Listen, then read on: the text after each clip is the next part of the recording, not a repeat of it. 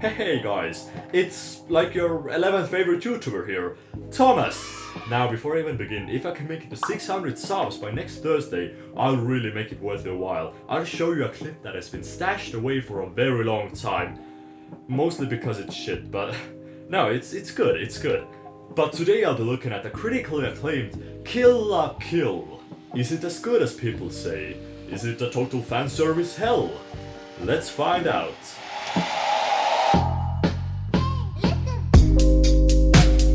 Damn, son!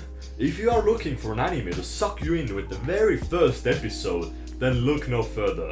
This show is the epitome of excellent starts. The first episode encompasses more than some do in a whole season and doesn't seem to sacrifice a whole lot to do it. It sets up the main characters, the world, the enemies, the logistics of the world, the way that she got her power, her rise, her fall, and then her rise again. I'm not sure what's up with Studio Trigger, but they're in my good book.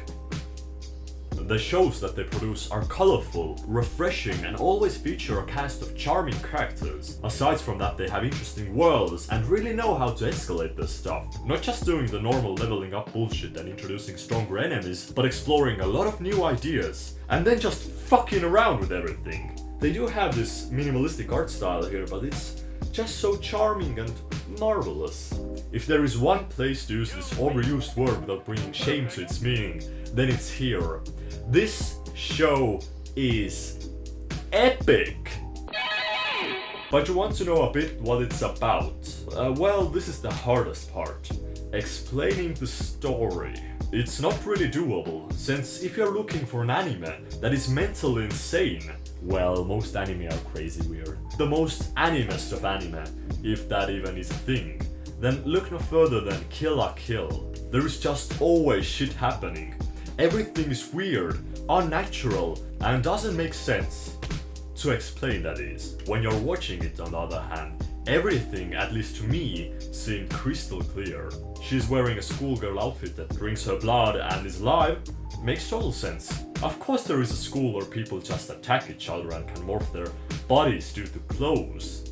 The anime does a really good job at playing off the weirdness as a normal aspect. Most of the time it focuses on Ryoko, who's an average, who's a schoolgirl and just started in a new school as an exchange student. Her dad was killed and she is looking for the murderer. Pretty standard revenge story, sure. Then they introduce who would be the second main character, the outfit, Senketsu. The plot doesn't stick that much with the revenge storyline, and throughout the anime you will be introduced to a much more complex story behind it all. There's twists on top of twists. And the thing is that Ryoko isn't your average overpowered character even after he gets the suit. She's played off realistically.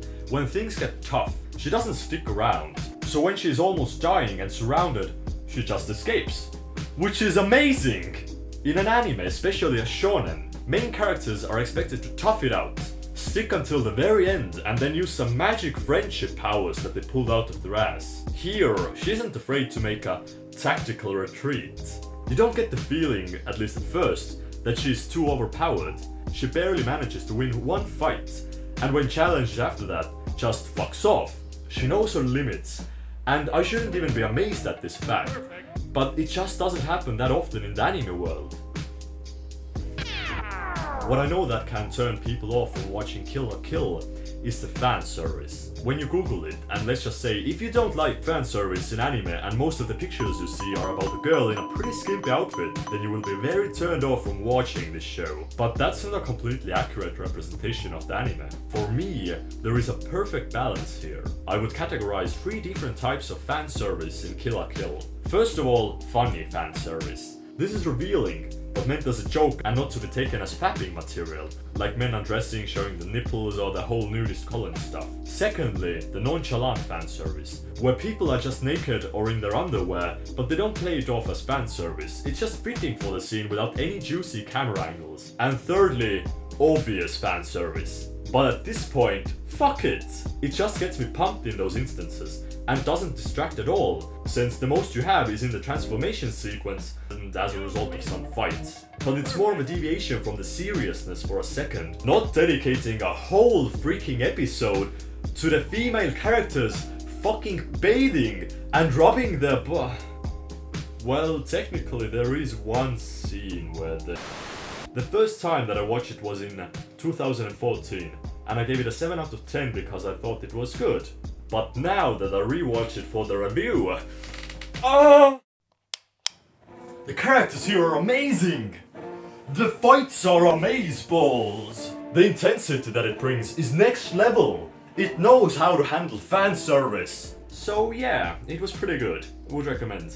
And now for the mandatory ending. Subscribe, like my content, and hit the bell button to keep up with my moist content. I don't post that much, so it's not too spammy. I hope you guys enjoyed the video. This has been Thomas, say Tom, and go watch that goddamn anime. Bye.